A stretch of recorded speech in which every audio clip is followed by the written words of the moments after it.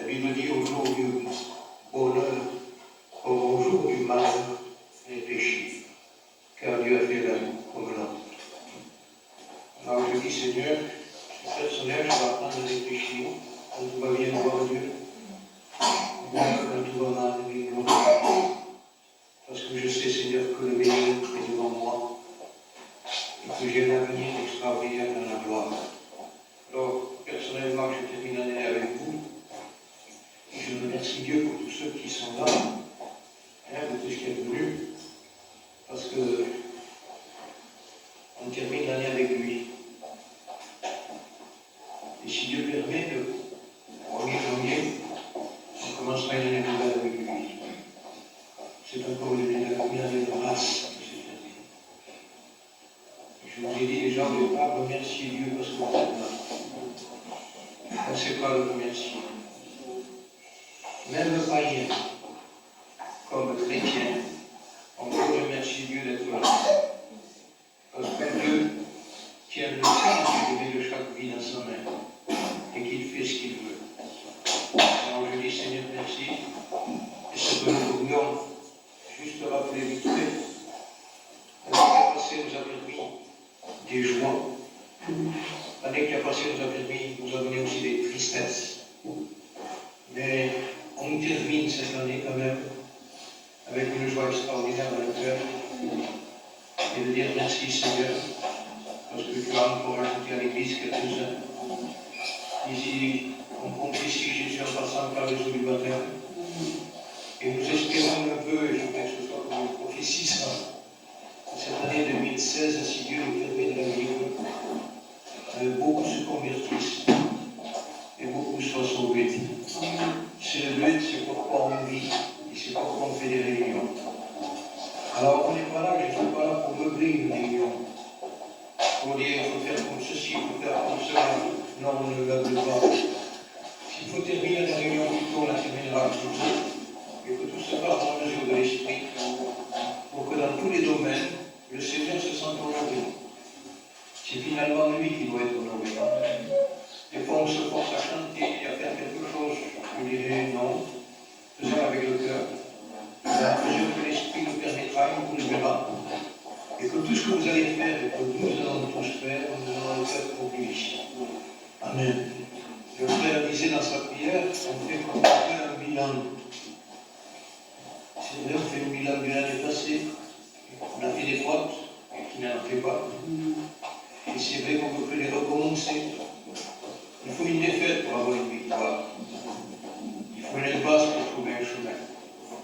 Et bien, merci Seigneur pour, je dis moi, personnellement, les défaites que j'ai pu avoir et que j'en ai eues. Parce qu'elles vont me permettre de construire sur une victoire. Et la victoire, ce ne sera jamais ce que je peux faire, mais ce que tu peux faire toi. Alors, vous allez, voilà, ceux qui vous n'ont pas d'une façon forcée, dire quelques mots pour tous. Non, pas tous, vous n'allez pas tous passer derrière le pupitre, vous comprenez, parce que des fois on a... Non, mais ceux qui le voudront pour en dire quelques mots, parce qu'on est entre nous, vous n'êtes pas là pour écouter qu'une prédication. Et on est là pour s'entretenir ensemble. Ensuite, c'est vrai qu'il y a quelques chocolats, on partagera quelques chocolats. L'important, c'est pas les chocolats. L'important, c'est d'être ensemble. Et même pour prendre ces chocolats, c'est parce que Dieu l'a permis. Alors je dis, Seigneur, merci encore pour ce que nous avons fait. Alors oui, on va chanter quelques cantiques avec on ne meuble pas, je vous ai dit la réunion. On laisse l'esprit la conduire. C'est tout, mais qu'il fasse comme il lui semblera bon. Il nous convient de chant.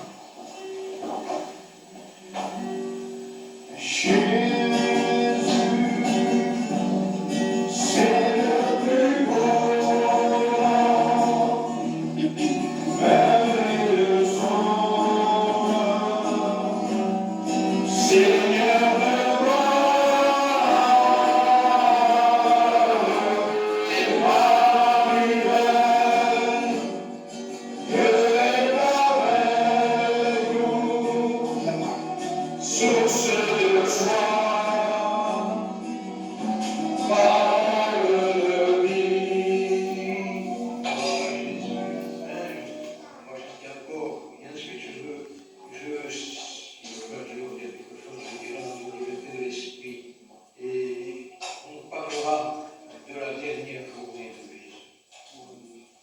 sa dernière journée. Nous, il y en a donné, lui, sa dernière journée de Jésus, comment il l'a passé, ce qu'il a fait, ce qu'il a dit. Pourtant, il savait que le lendemain, même pas le lendemain, mais à la fin de la journée, on allait venir l'arrêter. Et vous allez voir comment il a dirigé cette journée. Il est merveilleux, Jésus. Même s'il n'y avait personne, je serais heureux d'être là avec lui. Même sans chocolat, sans rien, dans une chambre fermée, seule, et de lui dire merci, Jésus. Et tu es ma fête. Finalement, un chrétien a un cœur content. Et son cœur content, c'est une fête dans le cœur sans cesse. Amen. Même quand on parle un petit peu. Dis qu'il est merveilleux. Dis qu'il est merveilleux. La terre et la mer des cieux, il nous dit qu'il est merveilleux. Je sais qu'il est merveilleux. Je sais qu'il est merveilleux.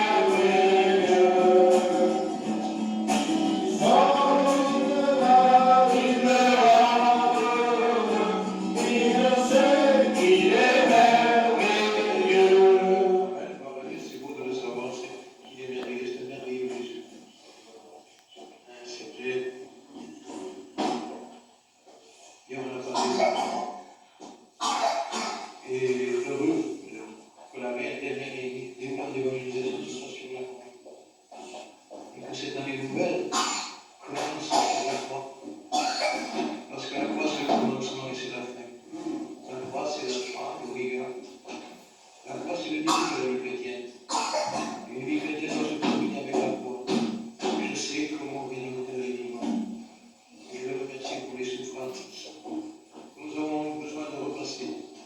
Il a accepté et accompli pour chacun de nous. Donc je dis Jésus, on disait dans la prière, Seigneur, qu'est-ce qu'on fait? On ne sait rien faire, je parle pour moi. Je ne sais rien faire, Seigneur, qu'est-ce qu'on fait? Comment on fait dans la réunion, Seigneur? On va essayer de faire par des principes humains, on va tout mettre en jeu.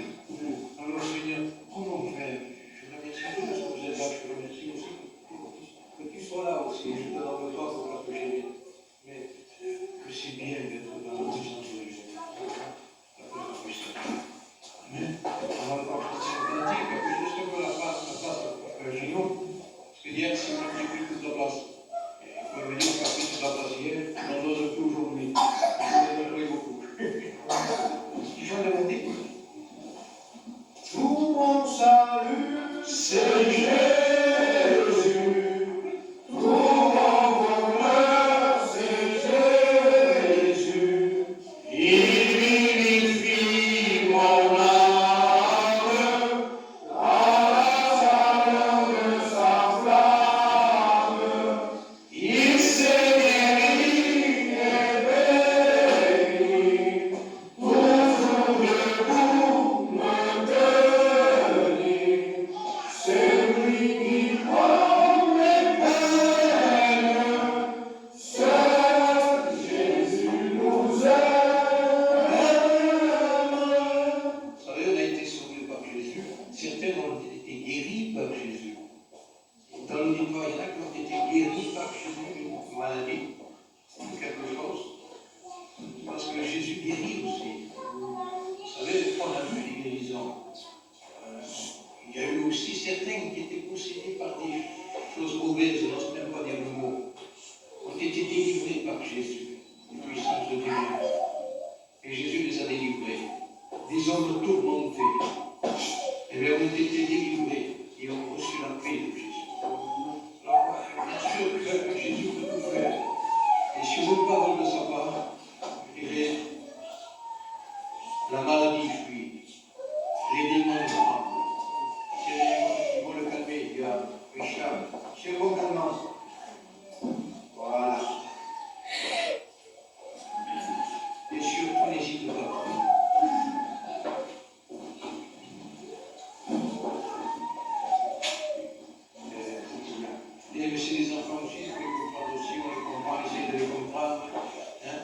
voilà, on y met le cœur, ça c'est les enfants.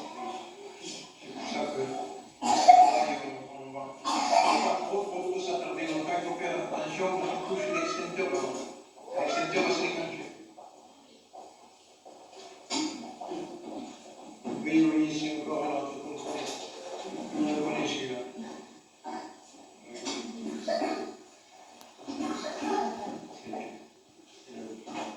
Voilà, Jésus. C'est vrai, voilà. Tout ça ne nous trouble pas. Et considérons que c'est des enfants. Jésus a dit que c'est des enfants, les petits-enfants veniront. Il les a bénis. Alors je dis, et je vais vous dire une chose. Dans le temps que nous sommes en train de vivre, si on touchera 2 mois ça, nous allons vivre des temps qui vont être difficiles. De plus en plus difficiles. Des temps où les crimes vont augmenter. Des temps où il va y avoir des phénomènes terribles, des tremblements de terre, il va y en avoir encore. Des temps où il peut y avoir des tsunamis, ces sortes, je trouvais mieux, ces dégâts par les eaux. Vous allez vivre et nous allons vivre des temps où les enfants seront de plus en plus rebelles à leurs parents. C'est écrit. C'est les enfants qui mettront leur loi. Nous allons vivre un temps qui va être difficile à gérer. S'il n'y a pas Christ dans une vie, s'il n'y a pas Dieu dans votre vie, s'il n'y a pas Dieu dans votre foyer, ça va être des moments très difficiles qui vont vous dominer. La Bible dit que les enfants vont être rebelles aux parents. La Bible dit que les hommes vont être insensibles, déloyaux, fanfarons, blasphémateurs. Ils aimeront l'argent plus que Dieu. Qu'ils s'attacheront à ce qui est terrestre. Ils oublieront ce qui est céleste.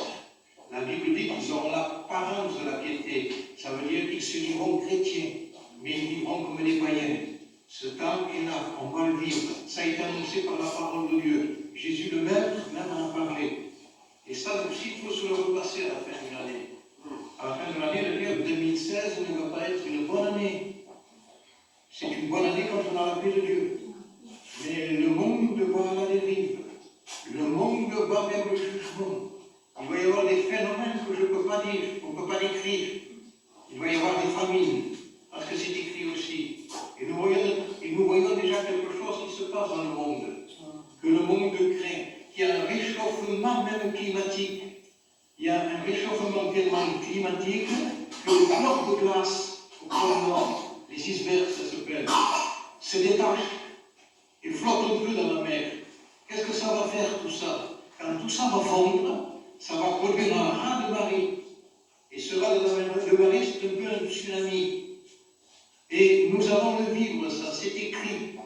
Parce que le Seigneur l'a prédit. Nous allons vivre des moments difficiles. Des moments où les chrétiens vont être aussi persécutés. Vous allez le vivre, nous allons le vivre. Ça va être dur d'être un chrétien. Il faut que vraiment on soit converti. Autrement, on se laissera distraire par le monde. On passera des compromis. Parce qu'on va nous proposer des compromis. On voit en train de ce qui se passe dans le monde, où la pensée des hommes politiques favorise le mal. C'est le mal qui est élevé. Maintenant, celui qui veut vivre la parole de Dieu se fait maltraiter. Celui qui veut vivre la parole de Dieu, il n'a pas les avantages que celui qui ne veut pas la vivre. Vous voyez, on aide celui qui fait le mal.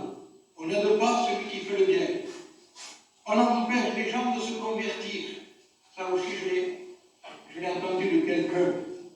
Pourquoi? Parce qu'il dit, pourquoi je vais me convertir? Si je me convertis, il va falloir que je mette ma vie en règle avec Dieu. Si je mets ma vie en règle avec Dieu, eh bien, il va falloir avec quoi je vais manger. Ça, c'est une pensée du diable, une pensée des ténèbres. Parce que je vais vous dire quelque chose. La Bible dit que Dieu nous nourrira dans la famine. Et si Dieu peut nous nourrir dans la famine, Dieu pourvoira aux besoins de ses enfants.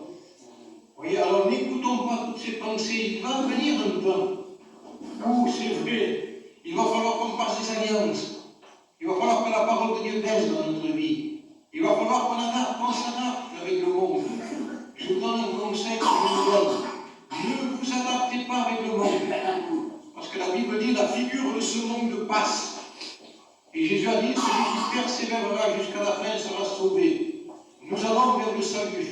Nous allons vers la gloire. Je ne sais pas, Seigneur, ce qui va se passer en 2016. Je ne sais pas si 2016 sera le jour où tu viendras en cette année chercher ton Église. Mais je sais une chose, que le Seigneur, sans nous dire l'heure, sans nous dire le jour, nous ne le savons pas. Nous savons par les signes qu'on est en train de vivre.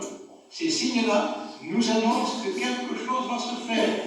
Et la Bible dit que celui qui doit venir va venir et qu'il ne tardera pas. Je vous donne encore l'autre conseil que je vous donne. Attendons-le. Attendons-le avec notre cœur. Ne nous laissons pas distraire. Il vient chercher celui qui l'attend. Alors je dis, Seigneur, je veux t'attendre. Pas sur ma pensée, mais sur ta parole. Amen. Alors voilà pourquoi ce soir, on veut que tout soit fait pour lui. Et dans une note où ça nous réveille, où ça nous remet en question. C'est vrai, un bilan, qu'est-ce que c'est? Un bilan, c'est faire l'examen de l'année passée, qu'est-ce que j'ai fait? Où est-ce que j'ai progressé? Est-ce que j'ai grandi? Est-ce que je me suis attaché à la parole de Dieu? Est-ce que j'ai progressé dans les voies de Dieu? Alors je dis, c'est vrai, je voulais presque vous dire qui veut dire quelque chose, mais il faudrait arriver à le dire ça aussi. Qui veut dire?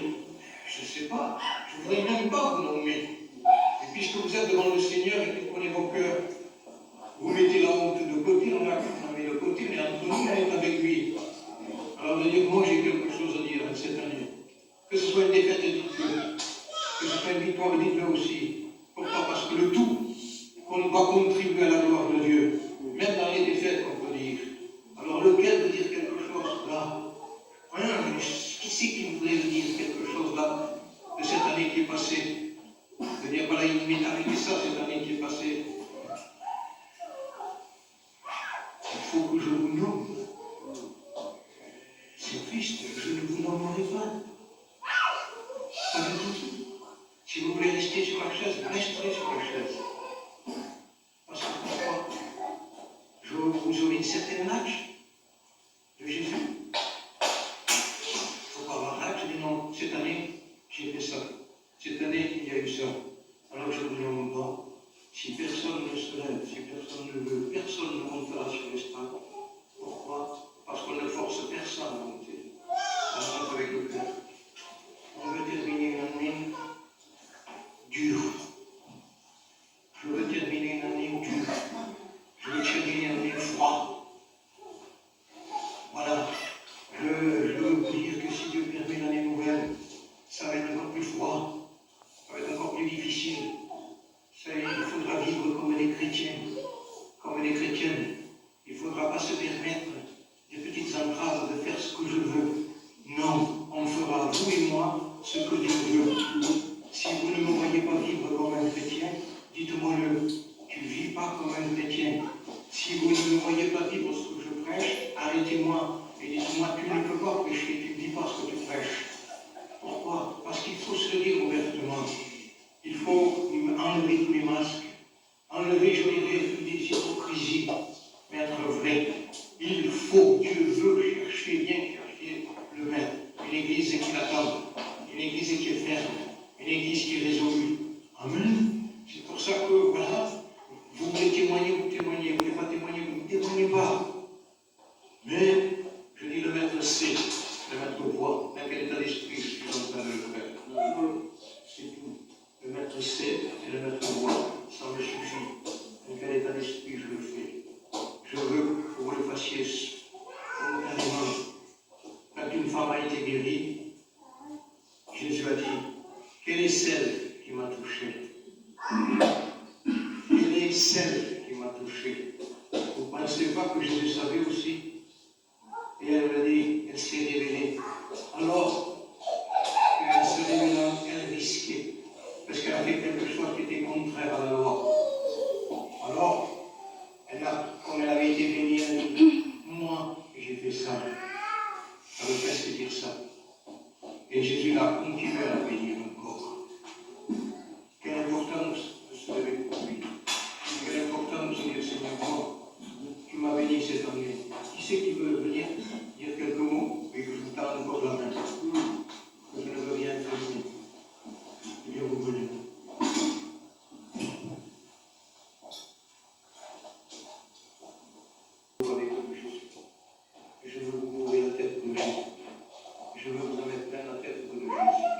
Je ne veux pas qu'on se repose comme Jésus, qui vous est béni, Seigneur, mais je veux qu'on c'est Jésus. Je veux lui. Après avoir parlé de lui, je veux encore parler de lui. C'est tout, Seigneur. Pour terminer avec vous, je veux parler avec vous aussi. Mesdames, Seigneur, c'est vrai. Je vous dis, moi, Jésus m'a béni. Il m'a béni parce qu'il m'a eu pitié de ma grossesse. Cette année, j'ai fait bien des intérêts. J'ai demandé pardon à Dieu. Il m'a accordé son pardon. Je n'ai pas besoin d'attendre le 30 décembre pour faire un bilan. Mon bilan se fait quand je termine une journée. Je tiens une comptabilité avec Dieu au jour le jour. Et chaque jour, en fin de jour, j'examine devant lui ce qui n'a pas été à sa gloire, dans mes dires, dans mes faits, dans mes pensées. Et je demande pardon pour les dires que je n'aurais pas dû dire, les pensées que je n'aurais pas dû avoir, les faits que j'ai faits qu'il ne fallait pas faire. Je fais un bilan avec mon Dieu et je dis, je te demande pardon, Seigneur, que ton sang me purifie. Chaque jour, à la fin d'une journée, j'en appelle au pardon de Dieu. Chaque jour, à la fin d'une journée, j'en appelle au sang de Jésus pour qu'il me purifie. Je veux, avec le respect que je vous dois, me coucher avec une conscience pure. Je ne sais pas si le lendemain je me réveillerai. Mais je dis, Seigneur, si c'était peut-être la dernière nuit, mon cœur est pur, Seigneur. Ça veut dire qu'il arrive ce qu'il arrive, Seigneur. Je sais ce qu'il en est. J'ai mis ma vie en règle avec toi. Je ne vous dis pas que c'est une perfection, ça. Non, puisque je vous dis, je vous demande pardon. Et que j'ai besoin que le sang me purifie. Et faites-le. N'attendez pas le 30 décembre. Chaque soir, c'est le 30 décembre. Chaque soir, vous terminez, vous accordez une pensée nouvelle. Et que Dieu vous accorde sa grâce pour la journée nouvelle. Amen. Voilà, qu'est-ce que je veux dire pour parler de Jésus. On va parler de sa dernière journée. Mais vous vous rendez compte ce qu'il fait. Il savait que c'était fini. C'était le dernier jour. Et ce dernier jour, il s'est réuni avec ses disciples dans une chambre haute. C'est écrit dans le Bible. Là, quelquefois, je prends la Bible. C'est là. On me lève là. Oh là. On va là.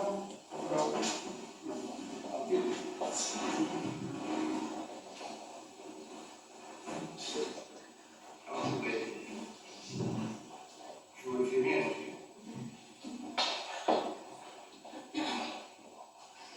Jésus. Vous savez,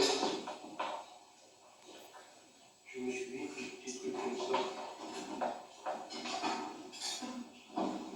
Et c'est son dernier repas. Le dernier repas avec Jésus. Il savait qu'il allait, pour toi aussi, qu'il allait souffrir. Et il a réuni ses apôtres. Il a fait un repas dans une chambre haute. Il prépare ses apôtres comme lui-même à sa mort. Il va leur parler de sa mort. Et lui-même, il va se motiver en disant, maintenant c'est l'heure qui est. Maintenant je suis venu pour cette heure et je ne peux pas la fuir. Il savait tout ce qui allait lui arriver. C'est difficile quand vous savez que vous allez souffrir, d'aller dans un endroit où vous savez que vous allez souffrir. C'est difficile de l'accepter. Et lui, il savait qu'il allait avoir un moment difficile. Et ce moment difficile, il l'accepte. Il prépare les siens, il se prépare, et à ce moment-là, il institue la scène. C'est à ce moment-là, c'est un jeudi. C'est un jeudi. Il prépare la scène. Il institue la scène. Avec, il dit, ceci est mon corps, ceci est mon sang. Il institue une nouvelle Pâque. Parce que c'est plus de la Pâque d'avant. C'est la scène. C'est son repas où il institue la scène. Il est avec ses disciples. Et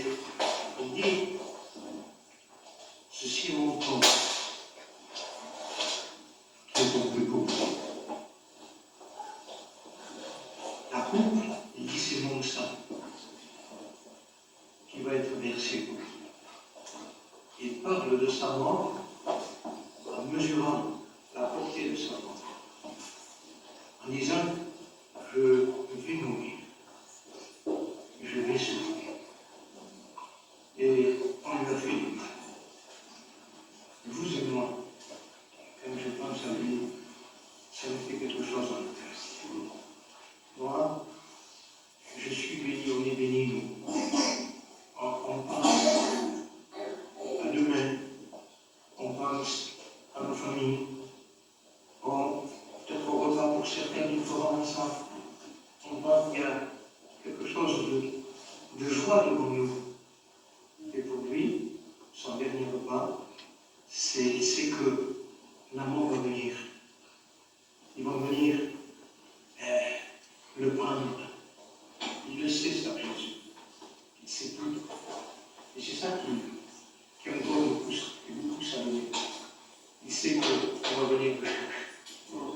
Il parle avec ses disciples. Et pourquoi il parle avec eux? Il parle avec eux pour les un peu tranquilliser, pour leur dire, il va falloir que ça se passe. Il va falloir qu'on vienne me chercher. Il va falloir que je sois crucifié. Je savais Jésus. Il parle avec eux, il dit, regardez ce que je vais faire, mon corps va être livré. Mon sang va couler. Mais au travers de tout ce que je vais faire, la bénédiction va être pour vous. Je vais accepter la malédiction, mais pour que vous soyez bénis. Un peu l'image de la croix. Il institue cette scène. Vous pensez un peu. Je dirais, mais Seigneur, dans quel état d'esprit tu as pu faire cette scène? Quand tu te trouvais avec eux, que tu les regardais, comment tu les regardais, Seigneur? Je dis, Seigneur, à quoi tu pensais? Et le médecin, je dis, je voudrais connaître ta pensée à ce moment-là. Comment ça s'est passé? Quel état d'esprit tu l'as fait? Il me dit, tu vois, non tenir compte. Je dis, il pourrait me dire.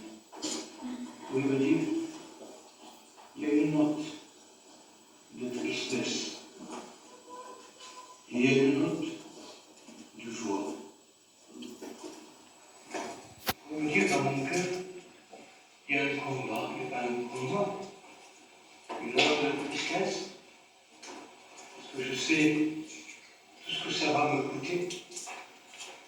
Et une note de joie, parce que je sais que le Père veut que j'aille à la croix. Alors il institue cette scène, et il y a des endroits où j'aurais voulu être caché, écouter, ressentir tout ce qui se passait. Et la Bible dit, c'est écrit, il chante des cantiques. Il a chanté des cantiques, il a chanté des hymnes, il a chanté la parole. Il a chanté. Son dernier repas, il institue la scène et il chante avec eux des cantiques, un hymne, des hymnes. Je dis, Seigneur, comment tu les chantes, ces cantiques? Et il chanta des cantiques avec eux. Je me rends compte. Je dis, mais Seigneur, c'est toi qui donnais le ton du cantique. Parce que, en chantant la parole, qui connaît mieux la parole que toi? Tu connaissais les psaumes, tu les as cités aux deux disciples d'Emmaüs. Alors, comment tu as chanté ces psaumes, toi, la parole qui a été faite au chant? J'ai dit, mais ça devait être quand même particulier, Jésus qui chante. Quand on chante un cantique et qu'il y a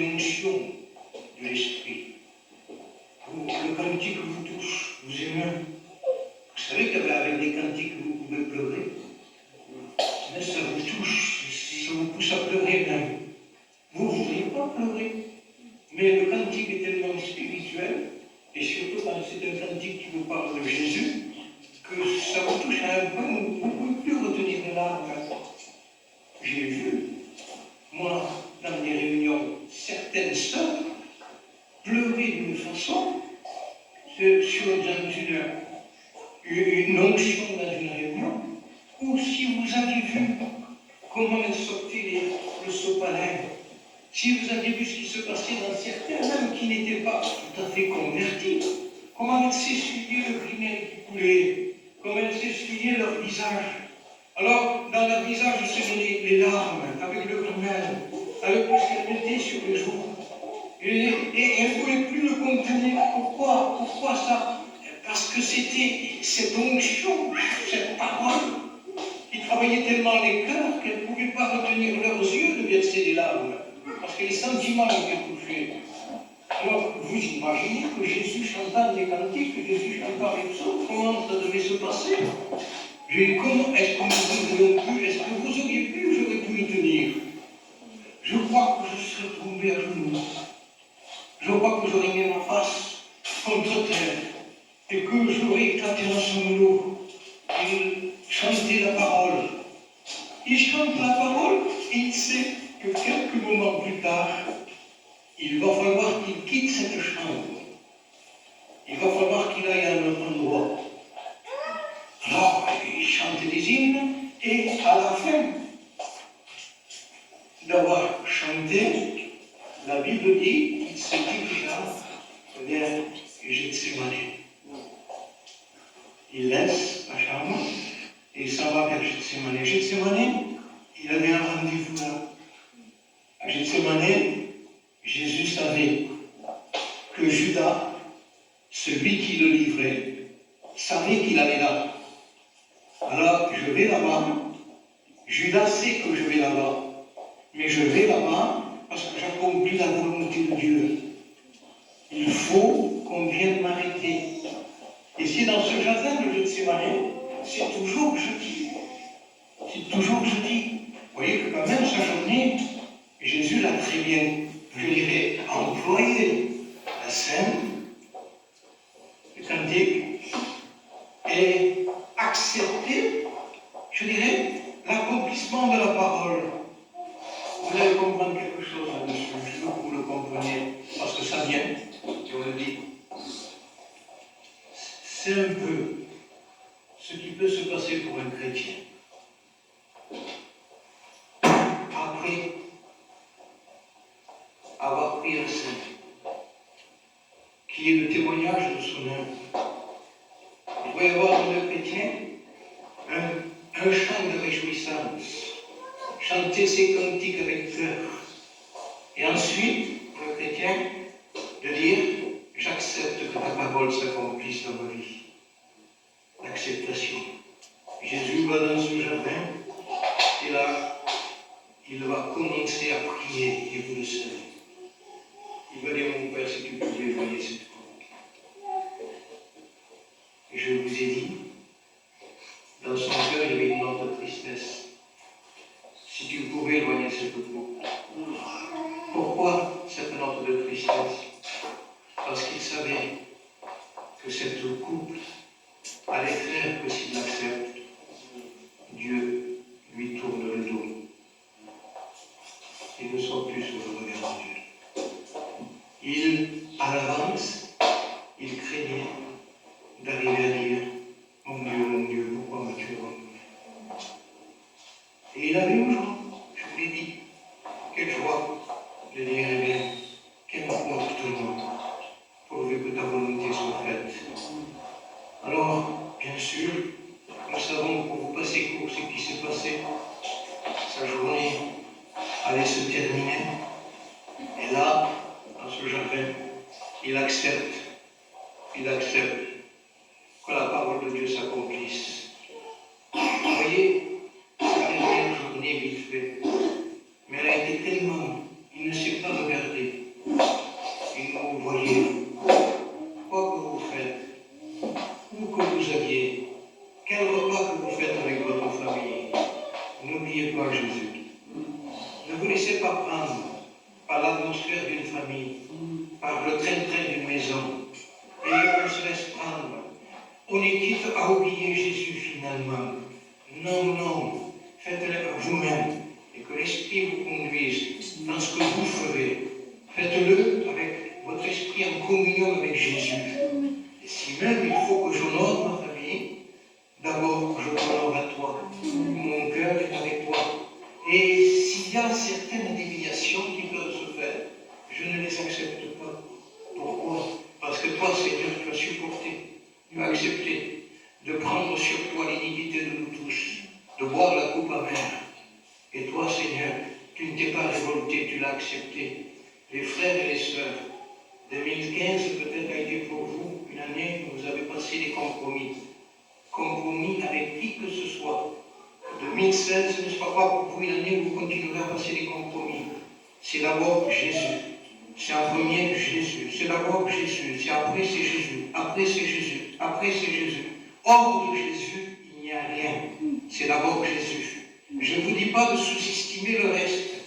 Mais Jésus a dit celui qui a le plus. Ça veut dire, si tu préfères plus tel endroit, telle personne que moi, tu n'es pas digne de moi. Et pour moi d'abord, comme pour vous, mettons Jésus à sa première place. Qu'importe les situations, vous aimez faire des repas avec vos familles, c'est bien. Moi aussi j'aime faire des repas avec ma famille. Mais je ne veux pas que le repas me fasse oublier Jésus. Finalement, je vous l'ai dit, on va d'une situation à une autre, qu'importe.